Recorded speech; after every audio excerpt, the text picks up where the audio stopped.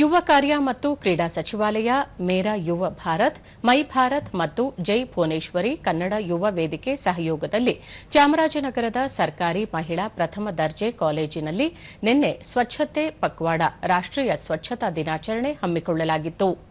ಹಿರಿಯ ಸಿವಿಲ್ ನ್ಯಾಯಾಧೀಶ ಹಾಗೂ ಜಿಲ್ಲಾ ಕಾನೂನು ಸೇವೆಗಳ ಪ್ರಾಧಿಕಾರದ ಸದಸ್ಯ ಕಾರ್ಯದರ್ಶಿ ಈಶ್ವರ್ ಕಾರ್ಯಕ್ರಮವನ್ನು ಉದ್ಘಾಟಿಸಿದರು. ಈ ವೇಳೆ ಪ್ರಾಂಶುಪಾಲ ಮಹದೇವಸ್ವಾಮಿ, ಜೈ ಭುವನೇಶ್ವರಿ ಕನ್ನಡ ಯುವ ವೇದಿಕೆ ಅಧ್ಯಕ್ಷ ಜಿ ಬಂಗಾರು, ಮೈ ಭಾರತ್ ಕೇಂದ್ರದ ಸದಸ್ಯರಾದ ಸಹನಾ ಮತ್ತಿತರರು ಉಪಸ್ಥಿತರಿದ್ದರು.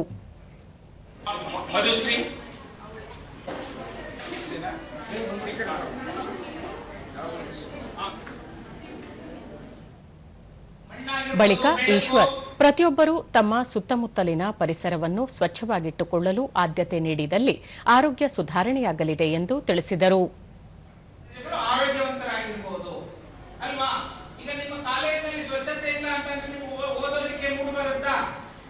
ಇಲ್ಲ, ಅದಕ್ಕೆ ಮಕ್ಕಳ ಸ್ವಚ್ಛತೆ ಕಾಪಾಡಬೇಕಾದ್ದು, ಪರಿಸರ ಸಂರಕ್ಷಿಸಬೇಕಾದ್ದು ನಮ್ಮೆಲ್ಲರ ಮೂಲಭೂತ ಕರ್ತವ್ಯ.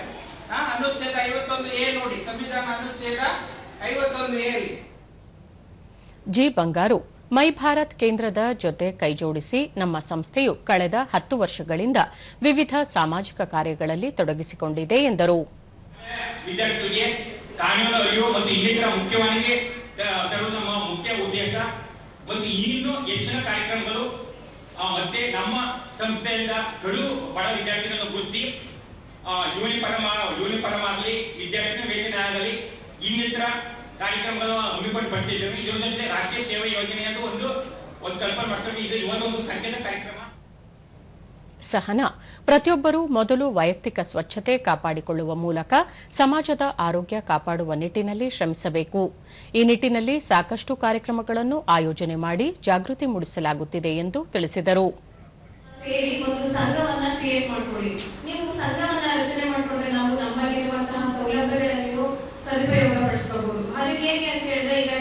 ಕಾರ್ಯಕ್ರಮಗಳು ಅಂತ ಬರುತ್ತೆ. ಆ ಕಾರ್ಯಕ್ರಮಗಳನ್ನ ನೀವು ಆಯೋಜನೆ ಮಾಡಿ ಅಲ್ಲಿ ಬರುವಂತಹ ಫಂಡ್ ಅನ್ನ ಡೈರೆಕ್ಟ್ ಆಗಿ ನೀವು ನಿಮ್ಮ ಯೂತ್ ಕ್ಲಬ್ ಗಳಿಗೆ ಬರುತ್ತೆ, ನೀವು ತಗೊಂಡು ಯೂಸ್ ಮಾಡಬಹುದು. ಅದು ಅಲ್ಲದೆ ನಾವು ವರ್ಷ ಸ್ಪೋರ್ಟ್ಸ್ ಕಿಟ್ ಕೂಡ ನಾವು ಕೊಡ್ತಾ ಇರ್ತೀವಿ. ಆ ರೀತಿಯಾದಂತಹ ಹಲವಾರು ಯೋಜನೆಗಳನ್ನ ನಾವು ಆಯೋಜನೆ ಮಾಡ್ಕೊಂಡಿದ್ದೀವಿ. ಮಹದೇವಸ್ವಾಮಿ ಸ್ವಚ್ಛತೆ ಮನೆಯಿಂದಲ್ಲ ಮನಸ್ಸಿನಿಂದ ಪ್ರಾರಂಭವಾಗಬೇಕು. ವಿದ್ಯಾರ್ಥಿಗಳು ಕಾಲೇಜು ಆವರಣಗಳಲ್ಲಿ ಸಸಿ ನೆಟ್ಟು ಪೋಷಿಸಬೇಕು ಎಂದು ಹೇಳಿದರು. ಘನ ಸರ್ಕಾರದ ಉದ್ದೇಶಗಳನ್ನು ಈಡೇರಿಸುವಂತ ಎಲ್ಲರೂ ಕೂಡ ತನು ಮನ ಧನವನ್ನು ಅರಿವಿಸಿಕೊಂಡು ಈ ಸ್ವಚ್ಛ ಭಾರತ ಅಥವಾ ಸ್ವಚ್ಛ ಪರಿಸರವನ್ನು ನಿರ್ಮಾಣ ಮಾಡುವಂಥ ದಿಕ್ಕಿನಲ್ಲಿ ಎಲ್ಲರೂ ಕೂಡ ಕಂಕಣಬದ್ಧರಾಗಿ ಕೆಲಸ ಮಾಡಬೇಕು. ನೀವು ಊರುಗಳಲ್ಲೂ ಕೂಡ ಈ ಒಂದು ಜಾಗೃತಿಯನ್ನ ತಾವುಗಳು ಈ ಶೈಕ್ಷಣಿಕ ರಾಯಭಾರಿಗಳಾಗಿ ಮಾಡಬೇಕು.